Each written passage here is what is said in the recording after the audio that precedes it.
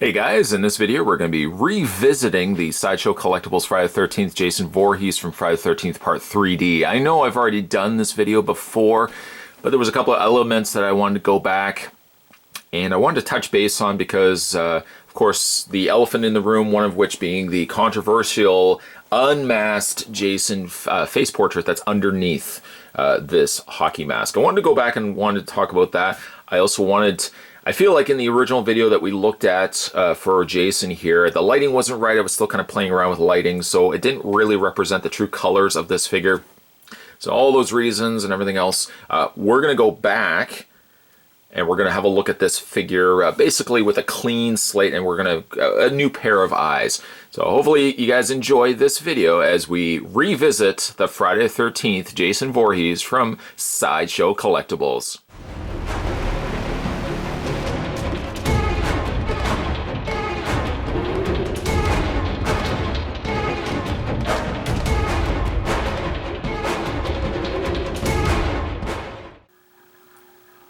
So the figure here stands 12 inches tall, and it's based on the Friday the 13th Part 3D film from 1982.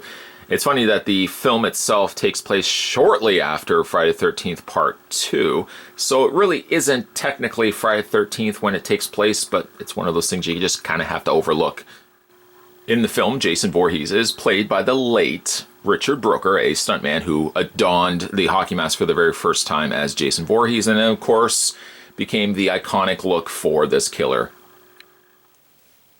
I'm really not going to try to cover off stuff I've already touched base on in the initial review, but nonetheless, he does come with his hexagonal display stand, a black display stand that features the Friday the 13th logo on the top. I mean, it's not really even Friday the 13th Part 3. I mean, it's the same font, but they've left off Part 3. I think they could have either done this in the red with the Friday the 13th Part 3, or they could have also done that wood grain where like the little trickle of blood was coming out from the D. And I think that could have worked as well, but it's not really necessarily the Friday the 13th 3D logo. It's just basically just Friday the 13th. They could have also done some little foliage around that as well, kind of similar to what they've done with the Sideshow Collectibles Star Wars figures, where you use the same stand, but I mean, then they tacked on this extra stuff around it. Maybe if they put like a little bush here, or even like even a sign that had said "Welcome to Crystal Lake," something that could have clamped to the side, I think would have been pretty cool. But as it goes, it's bare bones for a stand release, and then you've got the little crotch clip that Jason's figure stands very easily on top of. I would say, for my own personal preference, use the stand. The stand, for me, it allows you, like, if I want to pose this guy, you know, with his arm up and, you know, doing something a little bit more dynamic, you can even really have it, and this is what I did on the display for, in my cabinet. I had the 1 foot forward, and then I had the other leg, like, just slightly bent, like he was running or he was charging at one of his victims with the machete in his hand. This stand definitely comes in handy because this figure wouldn't have done that easily enough without it. But it's a great look. I wish they could have done a little bit more with the stand, especially the fact that if this I hope this is not going to be the last Jason Voorhees that we're going to get from Sideshow. But at least if they do more of these, a stand specific to the movie would make more sense as opposed to just a default Friday the 13th. I'm going to go ahead and take his head off because I want to show once again the hockey mask. It's not very accurate to Friday the 13th 3. Jason's mask, and I know we're kind of touching on all the stuff that we've already looked at before in the previous video, but like the hockey mask is really not this shape. It's not, I would say, a perfect oval. In fact, it's more narrow to the sides and a little bit more elongated or stretched on the actor's face. It's also not this color, but this is actually not the same. It's not the same mask that I originally had with this figure. I had a little bit of an accident, I have to admit, with the original mask, which will then lead to something else as well, the unmasking of this figure. If I actually, you know what, let's segue ourselves over to the original mask. This was the original mask that I reviewed the figure with. And you'll see that there's actually a big crack there. It's a little piece of plastic that's broke off. This was the original mask that we looked at in this video. in the original review. And then this is the newer mask. Now, you will see one thing that's different between the two masks. Now, these are hand-painted, so it's a good chance that masks will vary from figure to figure. But this mask here, when we initially looked at the Jason, was a much darker color. It had a more kind of a brownish beige color. And the replacement head that I ended up getting was a almost light beige. It's still not white. It's not that cream white, which I would have liked more so for it to be accurate to the movie. But this one's definitely drastically lighter than this one right here. This one doesn't also have a lot of that just unnecessary airbrushing that I felt was put on this particular mask. It's a little cleaner, and you don't see nearly enough those brush marks and that little airbrushing that they've done to it. It's more minimal, and even like the chevrons show a little bit better on this mask than on this one right here. So, you know, you're asking yourself, well, what happened? Well, actually, I had him on display, and I was moving the figure, and the figure dropped, of all things, of all the things to drop. This one dropped, and it cracked. It cracked right at the top here that I ended up having to get a replacement. So I ended up having to shell out. I got myself a replacement hockey mask, which is actually, it worked out perfectly because this one ended up being lighter, a little bit more akin to what I would hope that Jason's mask would have looked like.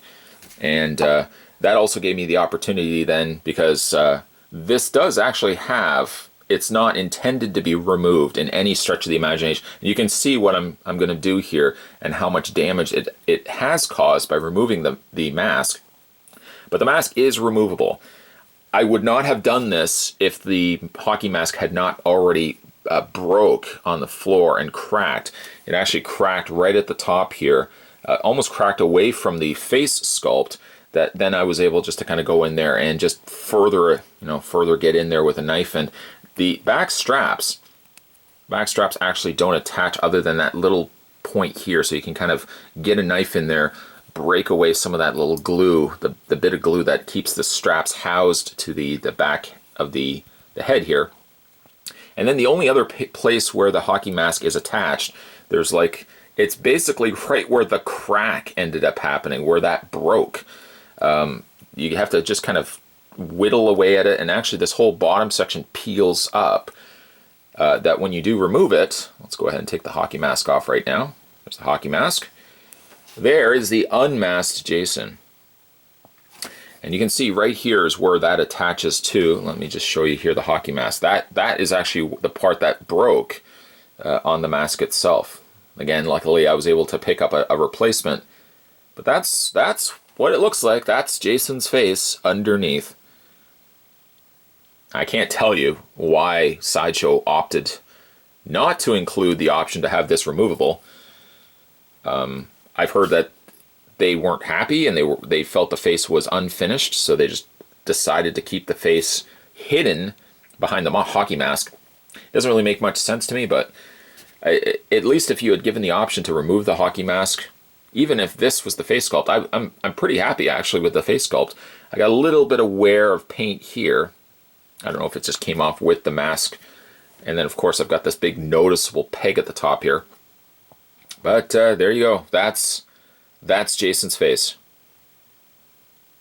So what I might end up doing is either paint that, and my painting abilities aren't the greatest. I may either paint that, or what I might even do too is I might just keep the hockey mask atop, just like sitting on top of his head here, like that, where you don't even see that peg. The only thing that you will see, on mine at least, is that little smudge of paint that's on the top. But there's his unmasked face. There is his masked face. Might even just keep doing it. Might even find like a noose. If I can get like a noose that I could put around the neck area and just have it like where Jason's come off the noose and his mask has ridden up through it. If they were to unfinish this, or if they didn't finish this face for the fact that they wanted to make it removable, I'm surprised actually that they went with this face, this mouth area, as opposed to giving him a little bit more of a smile, so to speak. But there's his face. That's his face. That's his removed, non-removed hockey mask. Again, one of the reasons why I wanted to reshoot this video. So in some way you can actually remove the mask. I wouldn't advise it. Again, if I didn't simply have it crack on me in the first place, I wouldn't have even picked up another face, and I wouldn't have certainly gone through the effort of trying to whittle that off, because worst case scenario, this mask would even be worse. You might take off a whole piece of plastic off the front here just to get this. And I'm pleased with the face sculpt, but I don't know if I only had one head, I probably wouldn't have entertained the idea of taking that off. By the way, as well, just to show you what it looks like on his head. There you go. And we'll just bring that up. I mean, it looks pretty cool, and then you can take the hockey mask, and of course, overlooking the fact that it's got a big noticeable plug now in there, you could kind of just have the hockey mask kind of just draped in his hands. The straps get really loose, of course, because there's not really much attaching them now. But you can put the hockey mask in his hand. You can have Jason displayed like that. One of the things that stands out the most for me for the Richard Brooker Jason among the others is that he had a very noticeable hunch on his back torso here, just this big hunch. And he actually had very exaggerated shoulders, which doesn't read here completely on the Sideshow version. They did give a little bit of padding here, right at the top, but it's certainly not to the exaggerated proportions that he has in the film. I wish that this could have been a little bit fuller, even to the point where you would have seen where the arms would have tucked in, the shoulder areas, and then you would have had that big bulbous shoulder pad. I really would have liked that. Coloring too, hopefully reads a little bit better in this video than it did in the previous video. The coloring isn't right. The legs I can get away with because they are beige in the movie, but the shirt portion of it isn't quite this olive color. Yeah, the shirt itself is more olive here than in the movie. In the movie, it reads almost a little bit more like a darkish green olive, rather than this olive color that we've got here. This is almost even borderline like a brownish olive. And he's got his undershirt here, which I've just unbuttoned just the top button here, so it sits a little loose on him. Like the torso here is a little tight, or should I say, like the shirt sits a little tight on him. It's not nearly the looseness that he had in the movie. He's got some nice snaps though running down the front here of his shirt. The one pocket does open. You can't really put anything in there, and then he's got a little snap on the other end there. The shirt's done nice, and I like the high collar, which has like a stiffness to it. Nice stitch work here also on the shirt. I can get away with, I think, the fact that the shirt isn't the accurate color to the movie. That doesn't bother me terribly. I wish, though, that the hockey mask was a little bit paler in complexion, like paler color than the brown here. But it is interesting, though, that getting the replacement head, that this replacement head is lighter than the one I initially had. So, you know, results may vary. You might get a hockey mask that's a little lighter. You might even get one that's lighter than this one here. But it's definitely a lot darker, or a lot lighter, I should say, than the darker hockey mask that I originally started with. The shirt remains pretty clean. There's no blood anywhere on the sleeves, or really, for that matter, on the hands, despite the fact that his machete and his axe both have blood all over them. There's not an ounce of blood anywhere here on his sleeves for his hands. I wish they had given us... Well, that's not 100% true, because if you look at the hands themselves, there's just a very faint trace of blood. I could have gone with a little bit more blood than what we ended up getting. Like even the hand that holds the machete, there's not really any blood on it whatsoever, despite the fact that there's blood here. Now, you could argue the point that most of the blood is near the tip of the machete, that it really even hasn't had a time to travel down the blade even to his hand. But if he's slashing, one would think that there would be a little bit of splattering that would at least occur on the wrists, or at least on the shirt here. When you get to the legs do have a little bit just down by the bottom, but it's not really to the exaggerated level that I would have hoped. And I've seen some people actually go in there and stain areas like of the legs here and the arms. I wouldn't want to do that. I mean, I would be the type, if I went in and I added any extra levels of blood, later on I would regret it, because I would just feel like it would have damaged and just ruined the look of the figure. So yeah, he's got a little bit of blood going on here, and then he's got this really nice muddy cuff to his pant leg. He does get a little bit of blood here on his shoes, and a little bit splattered here along the sole here of his boot. You can I'll lift up the leg. You can see how far up, I should say, that the boots go, and they are nicely laced. There's the undersides of his soles. Not to mention, I also like the sculpting that they've done to the boot, where it's got that old leather look to it. Even where you can see areas that look like the material has started to crack, just being wet over a period of time. You would imagine he's been walking in water and swamp water and muddy, wet mud and stuff like that, that over the course of time, that's just started to break away at the, I'm assuming it leather, but the material there on his boot. For his accessories, he gets 4 hands. I've currently got him just with the gripping hands, but he's also got a closed fist, which we've already looked at. And it's a nice, again, little trace of blood on his wrists, on his knuckles. Then he's got a gripping hand suited for the machete and also the axe. Machete is done very nicely. The wood grain I do like quite a bit. I also like the coloring to the machete itself. Kind of a bit of a gunmetal, and you can see very slight traces here where the metal has scratched. A fairly realistic level of blood, both color and amount. I like also that it's wiped, kind of swiped across the blade. Now that would be, I'm implying, of course, he's applying, I should say, some forced trauma, and then the blood has just like splat. I'm no blood expert whatsoever, but he's lunged it down on somebody, or even like across, and the blood, just by the current, has swiped across the blade. I like that. Dark cranberry color for blood. I like that they went that color. Sometimes when you get blood on just tools and weapons and stuff like that, it tends to be like a more red color, which I think kind of you need to get closer to this burgundy, this kind of raspberry, even borderline to the point where it starts developing that rust color. And then, of course, the other accessory, he's got his axe. Axe has some additional mud kind of caked on along the top here, and for that matter, really near the bottom. And it's got that same blood. Love that this is wet.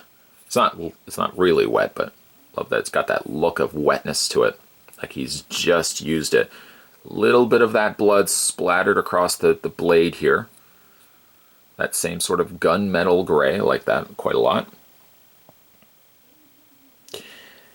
The other reason why I wanted to shoot this video too is that I'm disappointed in myself. I don't think I would have, if I had looked back on this now, I would have thought to myself, why would I have needed the harpoon gun? Now, there was the Sideshow exclusive that actually came with another hand, not this hand, but a hand holding, and then one harpoon gun.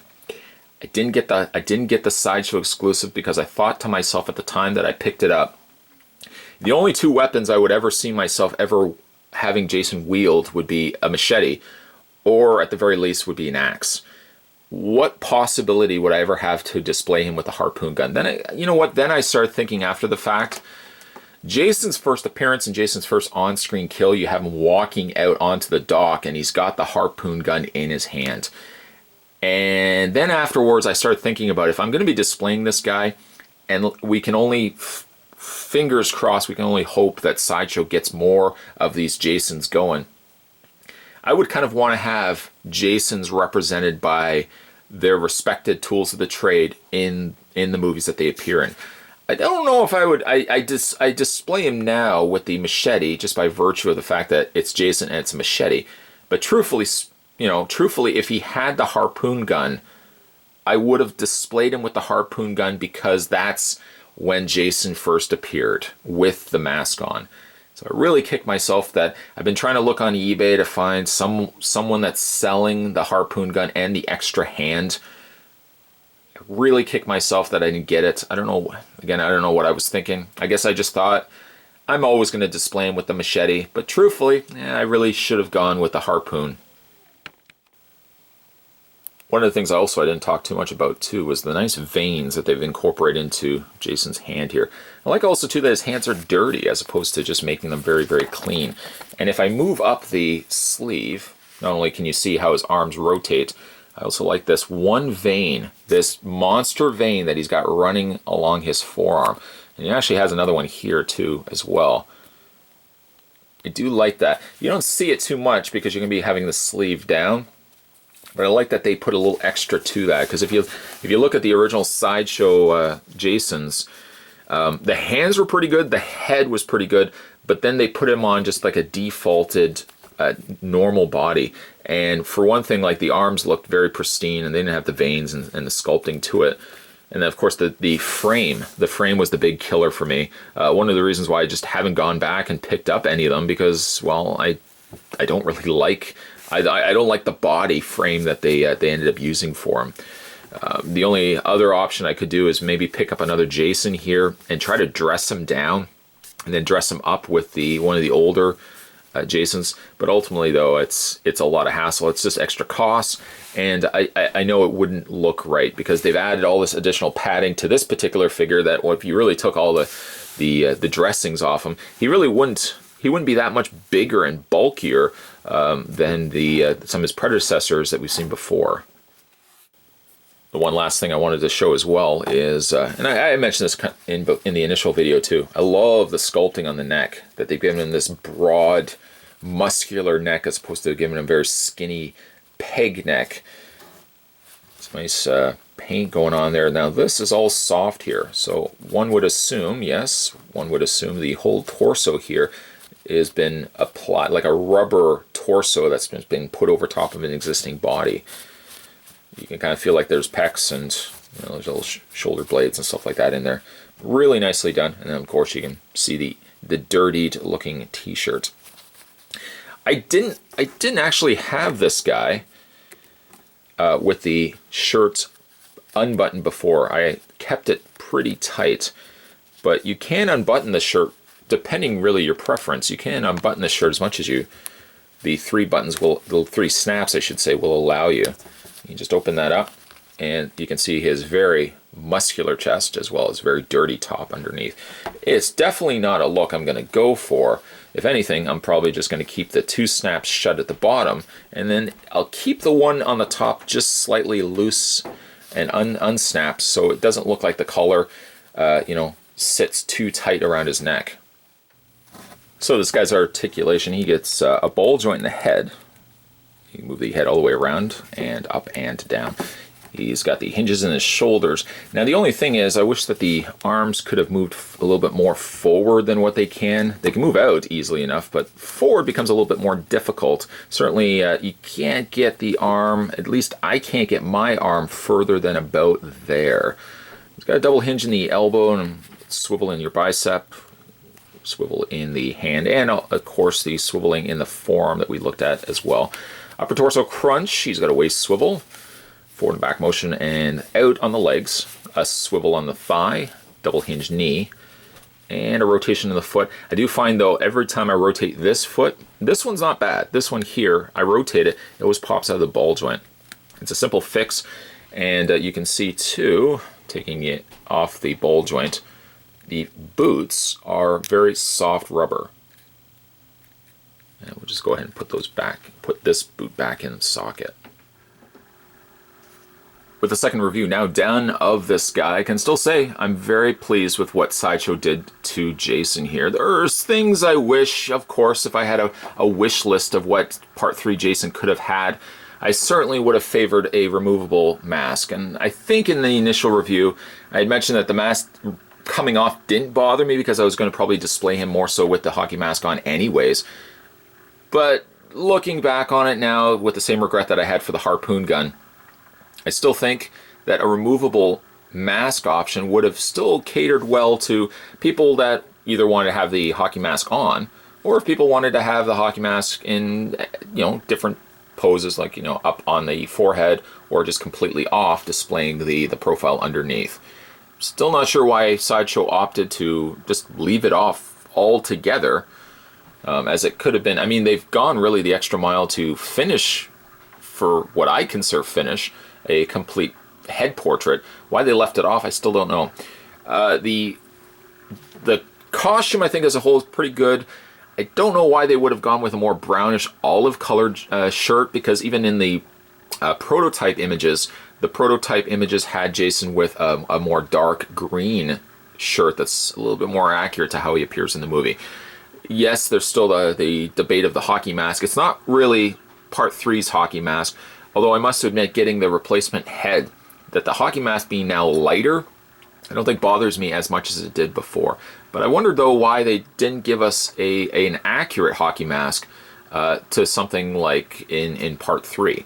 Some of the things I could have also gone with was, maybe if you're going to give us an interchangeable head, they could have given us two different masks, one with the crack in it and then one without. So if you wanted to have the axe cut in the mask, they could have done that, given us a couple of different options for that. And one thing I certainly regret is the fact that I never picked up the harpoon gun. I'm just going to have to see if I can find it on eBay for a decent enough price, because I would likely want to display him with the harpoon gun, because it really defines when Jason makes his first appearance.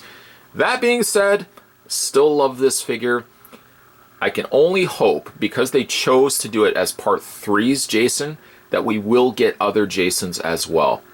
As much as I love Part 3 Jason, to see what Sideshow's now done with this figure, I'd love to really see what they would also do with future Jasons as well. And maybe we can get some of those really cool figures of, like, maybe a Part 8 Jason, Part 7 Jason. I mean, there's certainly a lot that they can cover. The idea that they would go this far to give us this figure makes me think that they would release other ones as well. But one will never know. We are getting a Freddy Krueger, but maybe what they're planning, and I hope this not be the case, maybe what they're only planning is giving us like an iconic Jason that kind of represents all the movies. It just so happens that Part 3 is what they consider the ultimate Jason, and maybe we might just only get an ultimate Freddy, where it's basically a Freddy in a sweater, could realistically be a Freddy in any one of the movies.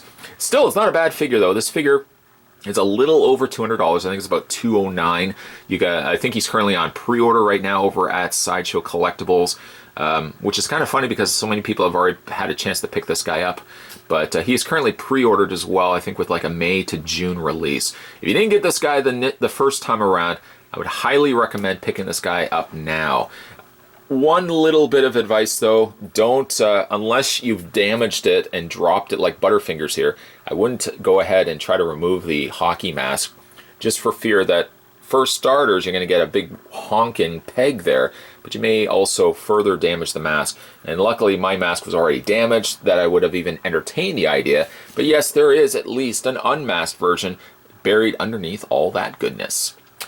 Today we were revisiting a fairly recent video, actually, but we were revisiting the Sideshow Collectibles, the Jason Voorhees 6-scale figure from Friday the 13th, Part 3D. I like to just call 3D. If you guys like what you saw in this video and haven't subscribed yet, what are you waiting for? What are you waiting for? Click that subscribe button down below. You're good to go. And you can also be aware then of all the new videos as I'm uploading them. As always, thanks for watching, guys. And also like this video if you haven't had a chance, and let me know down below what you guys think of this particular figure. And I'll see you next time.